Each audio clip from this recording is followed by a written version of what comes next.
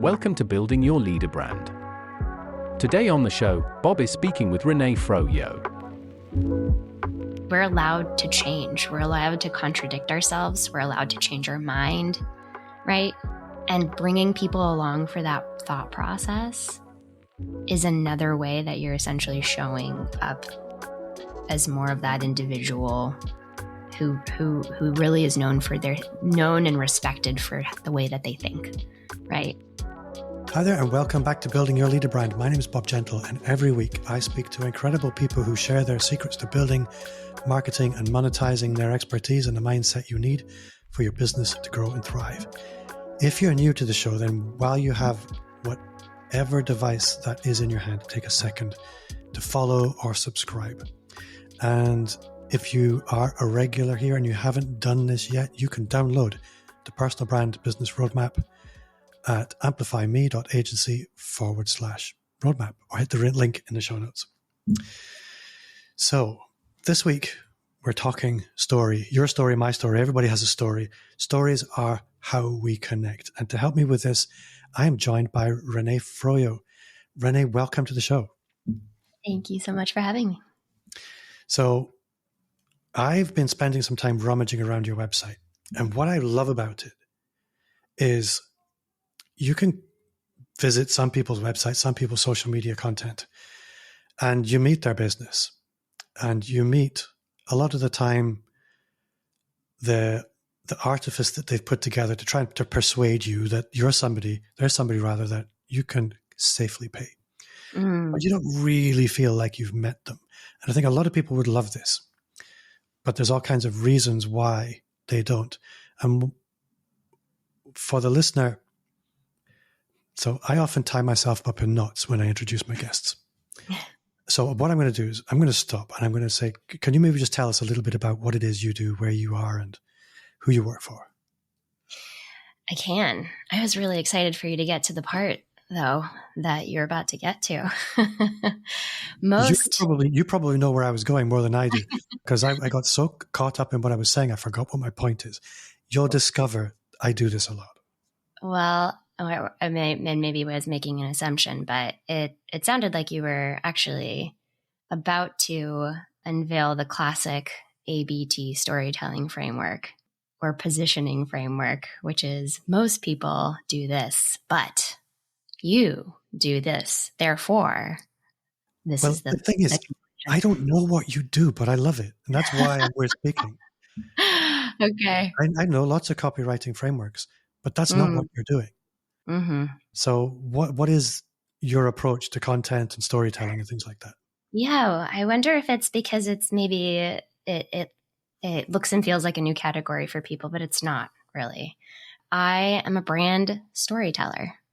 And what that means is I help shape narratives, premise, and then how those narratives and that premise really, how it looks and feels in the world through content, right? Primarily for both startups and individuals now, entrepreneurs, founders, solo business owners. So I have sort of naturally fallen into helping people with their personal branding because it's so needed, whether you have a company or you're an individual, building an online presence.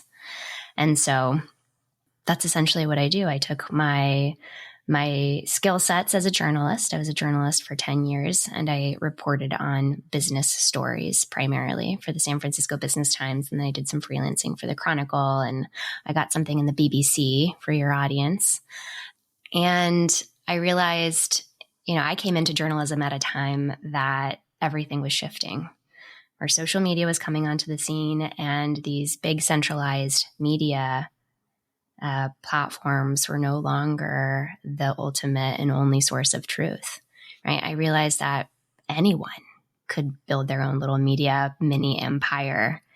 And it's such a powerful tool to be able to understand how to do that, right? Because literally anyone can do it now, right? You pick a platform, you pick a medium, you pick a premise, and then you start creating.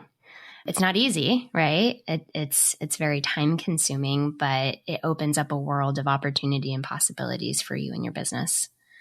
So we were seeing brands do this. We were seeing brands really start acting like media companies and creating content, creating series, creating magazines, creating podcasts and newsletters, and acting like editorial teams and hiring people from with editorial backgrounds to do this. So I thought, I can do this. I can do this both for myself and helping scrappy, small startups, small businesses, and individuals do it for themselves as well.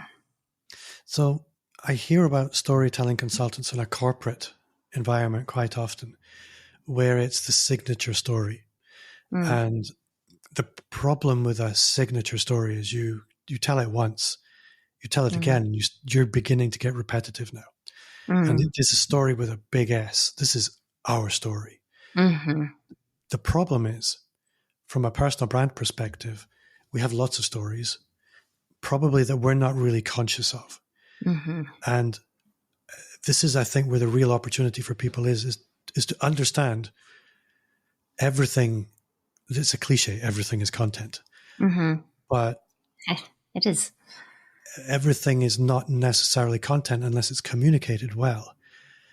For example, when I read your newsletter, it has a wonderful vibe. There's lots of color and texture, but you take me to a place where you make a point. How do you work with people? I mean, as a journalist, I think it's very easy. I'm not going to say it's very easy. It's native to do it for yourself. But most of the people you meet and most of the people you work with, it's not normal. It's not natural. It's not native in the beginning. There's lots of psychological problems that probably creep in that people need to move past. What does that process look like? Yeah, I joke that I'm also a business therapist most of the time because that is ultimately what holds people back, right?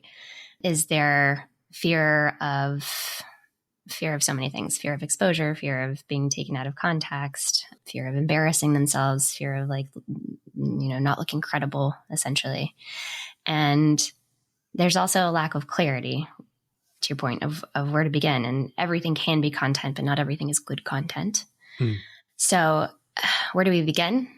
We begin in the realm of that big story, actually, that one singular premise or ownable idea. And it's more of an exploration than an arrival at this thing, right? But it ultimately serves as a North Star, right?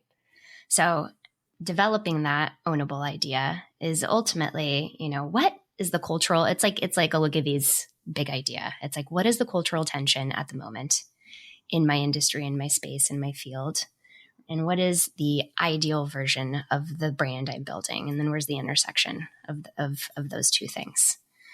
Or that's one framework that you could use to sort of arrive at your premise. But ultimately it's, the world thinks this, or everybody seems to think this, but I actually approach it from this perspective, right? And that is based on my years of experience, expertise, how I was raised, who I've worked with, how I've developed my own thought process and my own approach, my own frameworks. So I think this, and therefore I'm going to help solve this main problem for you. So it's getting very clear on the audience you're serving, right? And the main problem or pain points that they have that you can help with through your unique approach. So once we kind of get clear on what this is and we workshop it into a nice little, neat storyline, and then we break it down into 3 words, and then we try to get it down to 1 word that you become known for, right? Like that thing that you own in people's minds. For me right now, it's storytelling. I have so many people come to me saying, when I know that I want to finally become a better storyteller, to be able to use stories for short form, right? For building a brand on the internet. Like, I know that I need to come to you. And that's how people refer people to me. It's like it hinges on that word. It's like, I need to figure out how to tell my story, right? Oh, I know exactly who to call. And connection for me is at the crux of that, right? There's so much content. There's so much crap. And my ultimate goal, my vision of the world would be a better place if we could find ways to feel more connected in all the spaces that we're in. And so much of us are spending so much of our time online, right? Either brand building or even our free time. But it feels like such a disconnected, dystopian place for so many of us that just leaves us feeling hollow and empty at the end of the day, especially as AI content is flooding all the channels. You know, you feel, someone described it to me that they're just feeling sick after like scrolling, Instagram or whatever for too long. Like, I just feel sick. And I understand that feeling. And I think it's because we've just, it's like someone said, the problem is not that bots are becoming more human-like, is that humans are becoming more like bots, right? We've taken corporate culture and speak and ways of being professional in the world and shaped ourselves into these like little like robotic corporations in the way that we show up. And my approach is bringing the humanity back into it, bringing the person and the personality back into it. So coming back, it starts to, so that's sort of where my premise is, right? So it starts like, what is that North Star? Getting clear on that audience and those problems. It's like classic marketing framework, right? But then it's finding the intersection of those two things. What matters to me? When have I faced these similar problems, these similar fears, right? Like the real philosophical maybe or internal problem beneath the exterior problem. And then it's finding those little stories that serve as that point of connection. That's ultimately the process that I take people through. So, big story with a capital S, I totally get. I think everybody listening will understand that foundational premise is important. When it comes to the short form, the showing up day after day after day, how do you take that big story and then inject that into the day-to-day without being repetitive? Bearing in mind, with the caveat, repetition is not a bad thing. No, and repetition is a necessary thing in this world, right? Because and depending on where you're showing up, people aren't seeing your message every day. They're very much concerned with what's going on in their own world and inundated with information. So you need to hear a message from someone over and over and over and over again in different ways. I think the bigger challenge is how to do it yourself without getting bored or burnt out on your own message and your own marketing, right? So I think it comes down to basically with that being the ultimate goal. Like, let's take me, for example. I want to create more connection. I want to create more content that resonates from this, this like first person point of view, personality lens.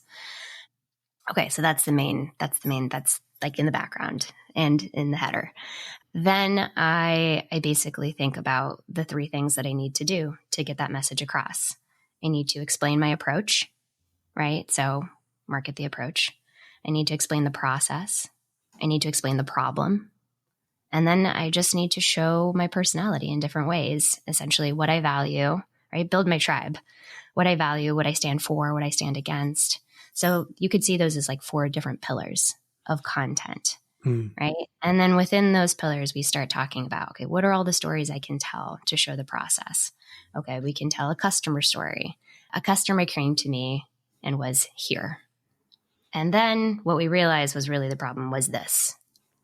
And after doing this, now they came to this. So that's like a classic customer story, right? Or I take it, like I said earlier, it's a story that I once felt this way. This is what I realized. This is where I am now, right? This like very classic story structure is essentially a change. The world was one way. Something happened. The world is now another way. And usually the most powerful ones are just a change in perspective, right? Like a slight shift in how you see the world or a different approach that you took to get a different outcome, right? So those are all stories that you can tell. And once you start really kind of developing this narrative intuition, you start seeing them everywhere. I think part of the reason why people connect with my newsletter so much and love it is because I always start with a personal story that I tie to this bigger lesson, right? Which is it's always got to have a point, right? There's always a point. Otherwise, why did I just read through that? Why did I waste my time sitting through that? Even in social settings, right? If someone's telling you a story and you're waiting for the punchline, you're waiting for the point, right? And if there isn't one, it's really unsatisfying, right? Yeah. Same with all of your content. And I always start with a personal story and I start seeing these connections, but not a forced one, right? I think where people have taken this in the wrong direction, and we see so many personal stories that, give us that sick feeling maybe. Also, it's like, here's what my wedding taught me about B2B sales. Wrong, right? Like that's so forced. But in my last newsletter, for an example, I was really breaking down this idea of authenticity, how I think this authenticity has been corrupted. We're confusing authenticity with oversharing. It's led to all these things like trauma dumping and virtue signaling and all these things that are just like in the wrong direction. This was going to be my next question. I'm glad we're getting into it. Authenticity is the wrong goal, right? When we show up anywhere, we are curating a bit of our persona. It's part of who we are, but it's not our full selves. I'm not gonna show up on your show today as my full authentic self, right? Like, I didn't get a good night's sleep last night and I'm real irritable, but I'm not going to show that part of me here, right? No one wants to see that. I'm saving that for my partner, who I feel safe with and who knows me intimately. And so I told the story about how, my redheaded 7-year-old really lives up to all the redheaded, stereotypes. And she is authentically an asshole at home sometimes when she's angry, right? And she knows that this is a place where she is unconditionally loved, so she can really let it all out. But I can't let Mila be her authentic asshole self at school because it's going to hurt her, right? She's going to get kicked out, right? She's not going to make friends. So we have to like shift the goal from authenticity, I think, to self-awareness was the point I was making. And I used, my 7-year-old coming home and having a meltdown the other day, and being so frustrated as an example of this, right? So you start seeing these connections in your life, and you start taking these little things as anecdotes to highlight a bigger point around your premise or to highlight a story. You start playing around with, they become metaphors. Like everything in your life can become a metaphor. And you don't even have to get as personal as that. You don't have to talk about your kids or your family or your personal experiences. You could keep it super focused on your clients, right? Or your audience that you talk to every single day. And you have to start developing a system of noticing what it is they're saying, what they're paying attention to, what they're worried about, what they're thinking about, what their goals are, what what impact they want to have on the world. You start taking those little nuggets and you use those as inspiration for your content to highlight your greater point, to highlight the value that you provide, the service that you offer, how it's different. And you do that through a very unique lens. You have, I said this the other day, the only thing that we have is our story. Like your story literally is your strategy for standing out, because no one in the history of the universe has ever lived your exact life with your exact set of experiences, right? In the exact order, with the exact number of people. Like no one. That's the only thing we have about us that is absolutely unique in this world of business. So use it, right? We have to use it. I think I've been doing a study recently on referrals, because I'm somebody who historically with clients has talked quite a lot about the importance of outbound sales activity. Mm-hmm. And frankly, it's the only thing you have direct control of a lot of the time. Mm-hmm. But if you look at a healthy consulting business, and I would say almost everybody listening, unless you're in a corporate career, and I'm going to talk to you in a moment, will see that probably 60% of opportunity comes in through relationships. Mm. And if we think, what is the personal brand? It's how we exist in the minds of other people. And the stories that we tell are the raw materials for the imagination, how we exist in their mind. So we get to choose. Are we stuffy, professional? Stuffy is not necessarily the right word. But have we given their imagination enough raw material to feel like it's connected to us? Absolutely. Most of the time, no. Right. And this has a direct bearing on referral rates, because referrals thrive off recency. How recently did somebody feel like they met you? Mm-hmm. And in our Mm-hmm. world, it's all online. This is going to be online. How recently did somebody feel like they met you? Mm-hmm. How emotionally connected are they to you? If somebody's emotionally invested in you, that's going to drive opportunity your direction when it's available for this person to share. Yeah. There are other factors that come into it, but what you're describing there is fuel for that machine. If you're in a corporate career, it's exactly the same. How the people around you, be they customers, be they people senior to you, how they feel about you will have a direct impact on how you operate in the company. And again, people are watching. And I think a lot of the things you're describing there, yes, online content, but this is also conversation. Absolutely. Yeah. I mean, I guarantee you from this conversation, the thing that people will remember about me is that I have a fiery redheaded 7-year-old. That's what they're going to remember, right? Because that's what we can, it's really hard to conceptualize tools and frameworks and, sort of expertise, but we can have a movie in our mind, a picture in our mind about a very personal story that somebody shared. And it's that point of connection. There's an emotional connection. And maybe the other people who are parents, right, who have kids or have been, sort of like a fiery kid and described that way, they're going to resonate with that. And that is what they will remember. And absolutely, I agree. I think becoming an intuitive storyteller has helped me and everyone that I've served on sales calls, right, and prospecting to develop that connection faster, develop that trust faster in meetings, in presentations, right, just to be more memorable. It serves you way beyond online content. Absolutely. I think also, there are lots of content frameworks, and I think we're going to talk framework in a moment. But I want to pick up on something you mentioned a moment ago, which is beginning with a story and then turning that. This art of the pivot is really powerful. And I think this is something I want to reinforce, that you can talk about your pet, or you can talk about how much you love golf, or you can talk about your sausage feet on the beach. Not yours personally, obviously. But finding an authentic way to pivot that into something that's relevant to your customer. A lot of people get really anxious about what they would traditionally call personal content or even unprofessional content. Mm-hmm. But is that art of being able to pivot from one thing into another that really opens the storytelling up.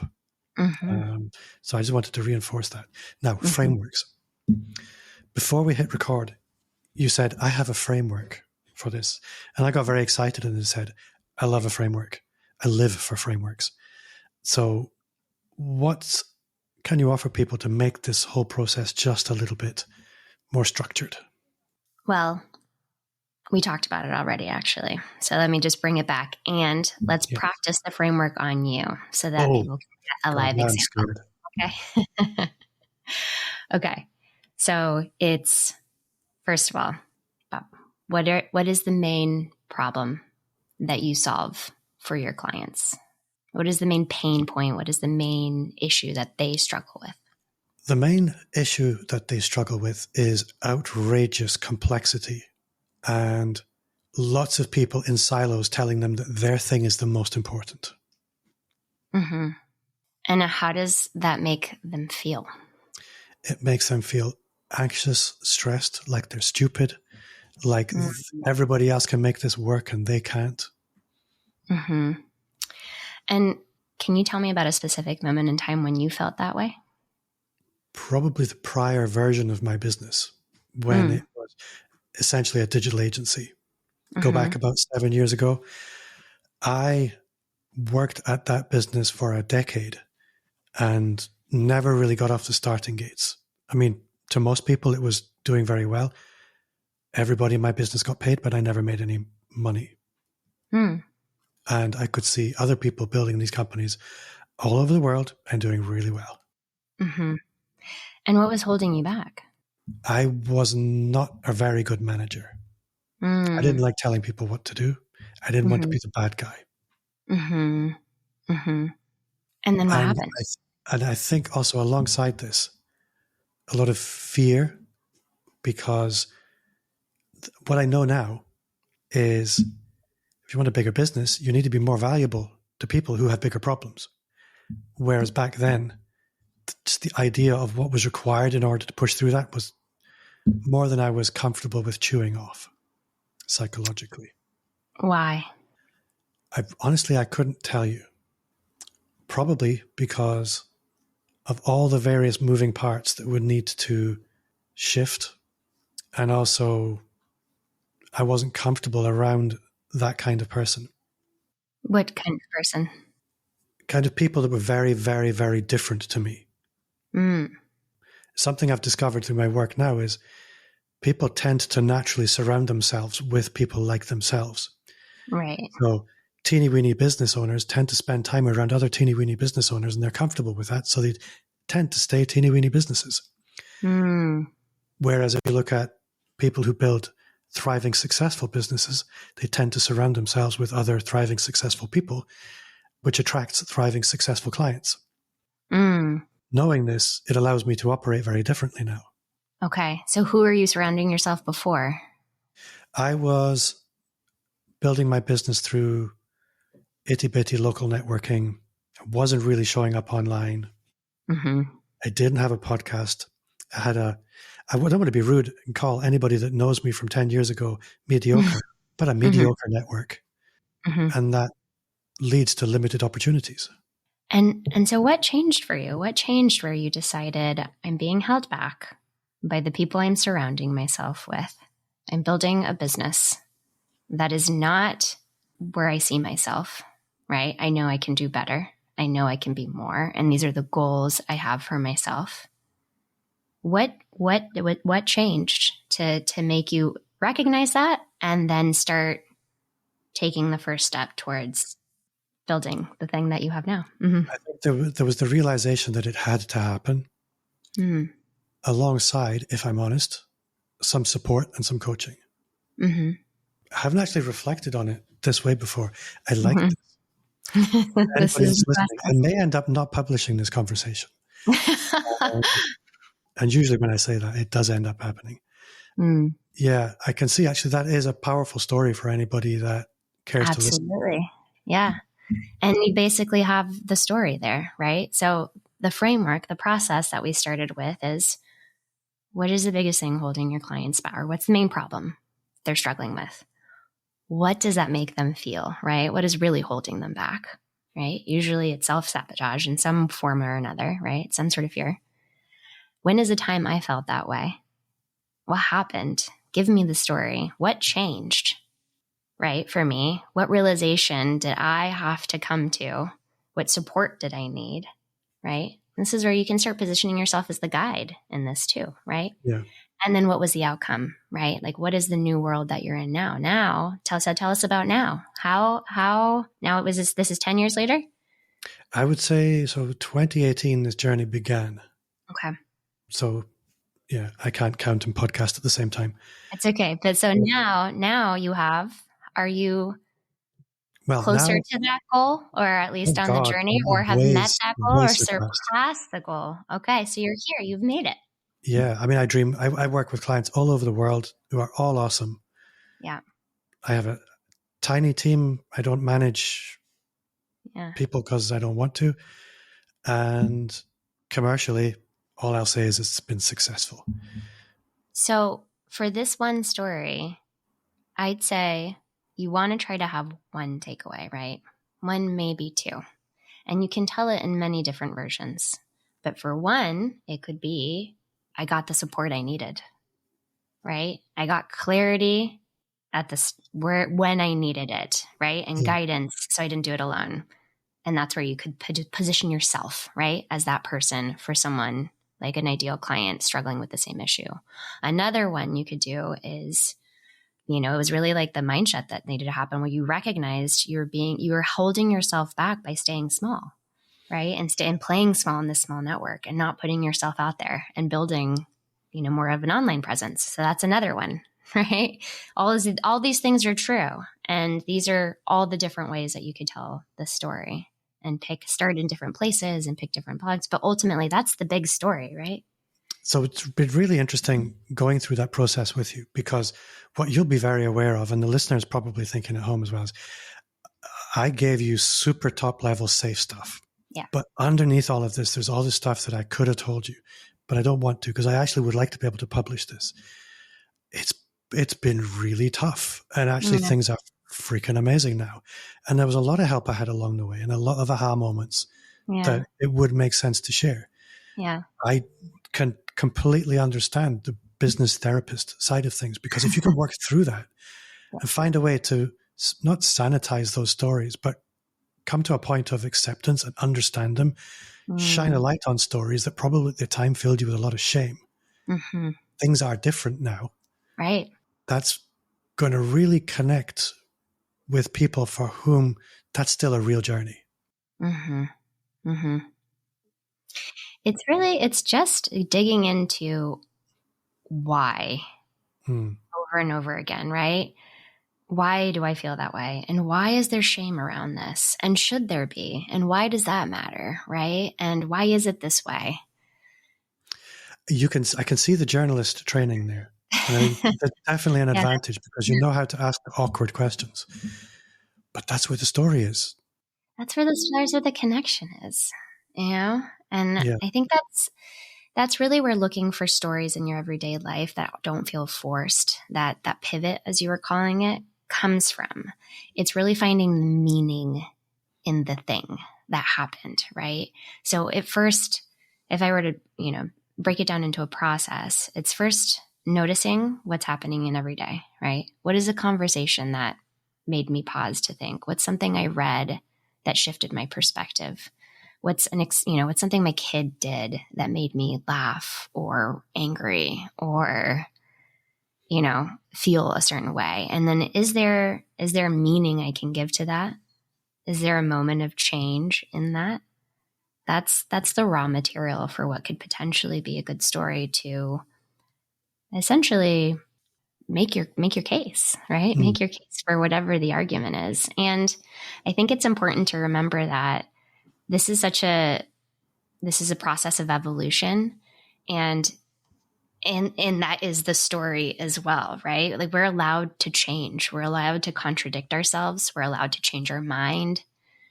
And bringing people along for that thought process is another way that you're essentially showing up as more of that individual who really is known and respected for the way that they think. Yeah. Right. I think one of the phrases, I realized I've been doing this whole interview with somebody else's notes in front of me. I hadn't even needed to look at them. But now I've got your notes in front of me. One of the phrases that I took from your website that I really loved was becoming in public. And people might be familiar with the idea of build in public, of not necessarily waiting until everything's finished for a grand unveiling. As human beings, this would be entirely unrealistic. And yet, that's how a lot of people try and present themselves. I am now the expert. Believe in me and buy from me. When this is unrealistic, one thing I've discovered running this podcast is the most successful people today are not the people they were at the beginning of the journey.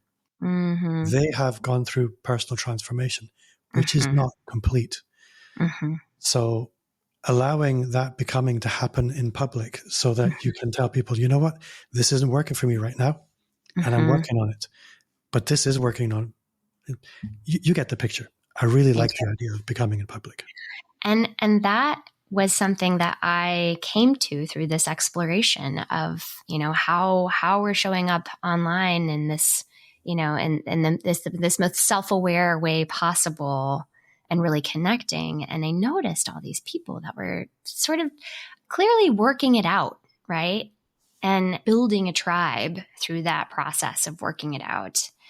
And then I made the connection with biographies that are being written, how biographies are being written so much differently now. And it speaks to the culture at large and the cultural tension and what's going on. So before, biographies were more complete. It was more like a beginning, a middle, and an end. And like, this is sort of, we're wrapping up their life in this sort of very black and white way. Yeah. And now they're a little bit more incomplete and full of contradictions and kind of showing the messiness that is being a human. It's not black and white. And these stories can't just be wrapped up neatly in a bow, and delivered.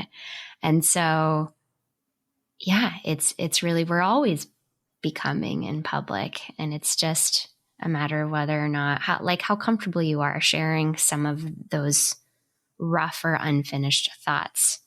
But it's really powerful to do so.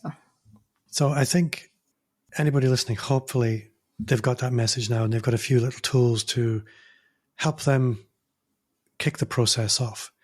I can absolutely see how your content is quite magnetic for the right person. And I think it's important. This is one of the beauties of being a content creator, is it doesn't have to appeal to everybody. In fact, it's going to probably not work very well if it appeals to everybody. Yeah. And I'm using this as a little bit of a segue, that you are doing something that triggers a little bit of jealousy in me, which is this crazy looking retreat that I saw on your website that I want to ask you about. What is that? It's amazing. It's 4 days in a location that really takes you out of your day to day with other entrepreneurs, online service providers, solo business operators, where we really dig into your story and building an intentional business. Like making sure that your marketing, your sales, your process, your systems, and just your goals are really aligned with the business that you want to build for yourself. And it's just an opportunity for really intimate relationship building, right?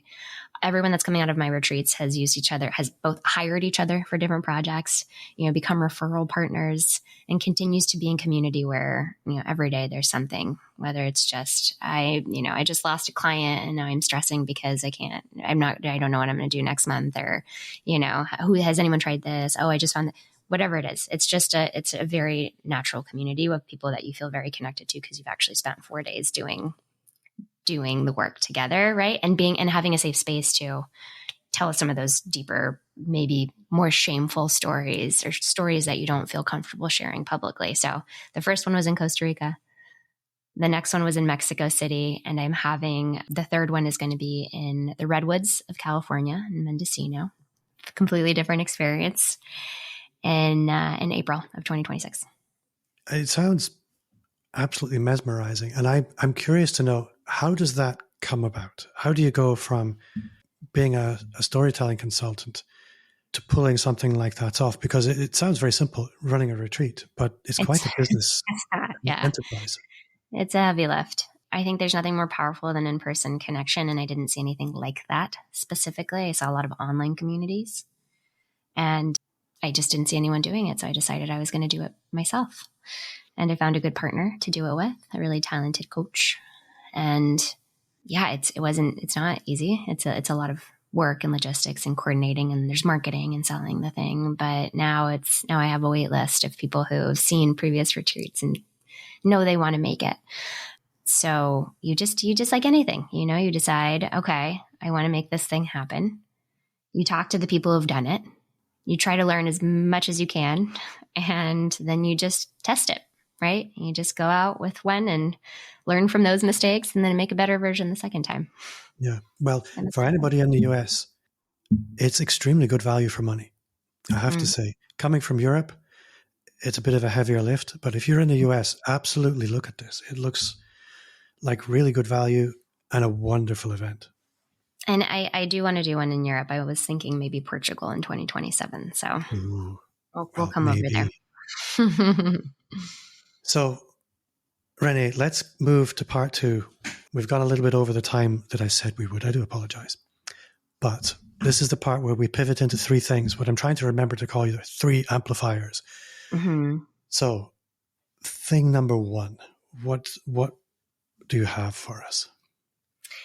I think one of the most helpful books that I've ever read on really building a human brand and connection is called The Human Brand.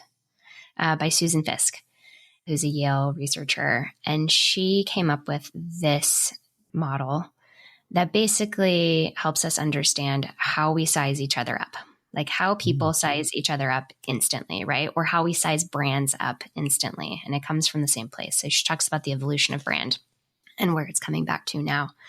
And credibility, the way that we measure credibility or size somebody up for their credibility is warmth plus competence.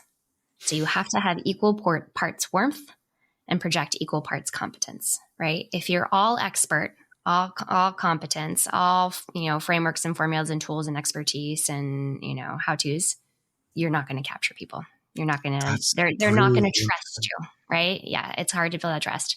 If you're all warmth, right? If you're all personality and stories and, personal content or whatever it is, however you show up, and you can't exhibit competence, then you cannot build that trust, right? So yes, equal parts, warmth, competence, that's what ultimately equals credibility. You need both. And it's I am going to order that book. I'm excited. It's great. I know, what's her name? There's a woman who basically has become a very well-known coach. What does she do? Basically, she teaches people how to be charismatic, right? She's like this big personality. She's on all the big podcasts and TV shows because everyone would love to know how to be that magnetic, charismatic person that everybody loves, immediately feels comfortable around, shows this credibility and folds. And she uses that formula. Right. I don't know if she gives Susan Fisk credit for it, but that's basically and she calls it something else, but that is the foundation of all of it. It's how all the ways in which you demonstrate or project warmth and competence. So, okay, that's number one. Okay. Amplifier number two. One of, I think, the most helpful people in this idea of premise development, notable idea, who I've learned from is Jay Acunzo.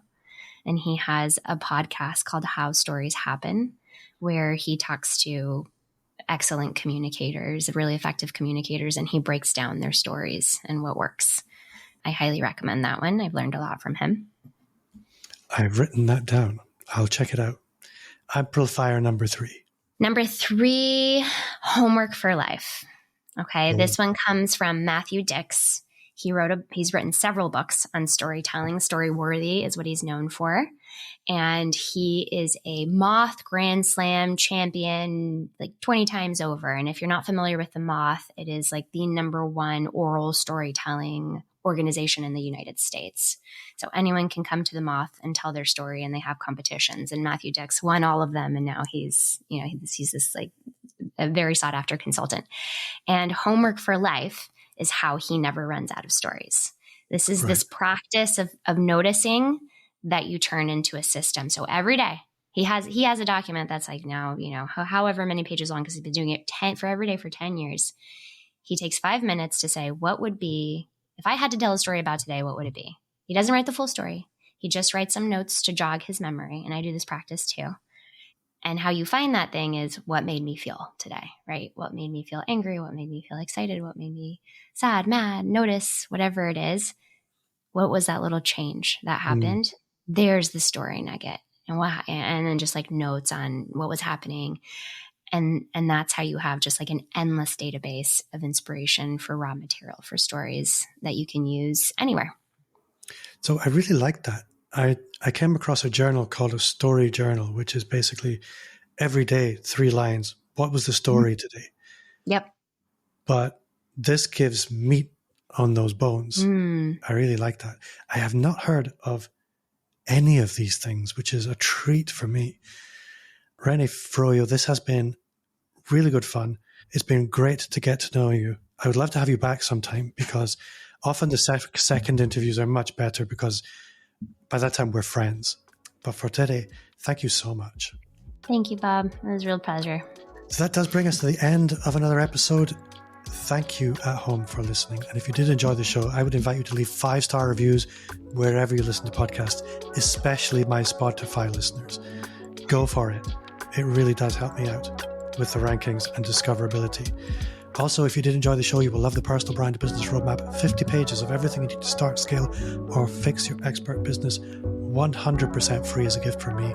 Just visit the link in the show notes or visit amplifyme.agency/roadmap. Thank you again for listening. And Renee, thank you so much for joining us. Thank you.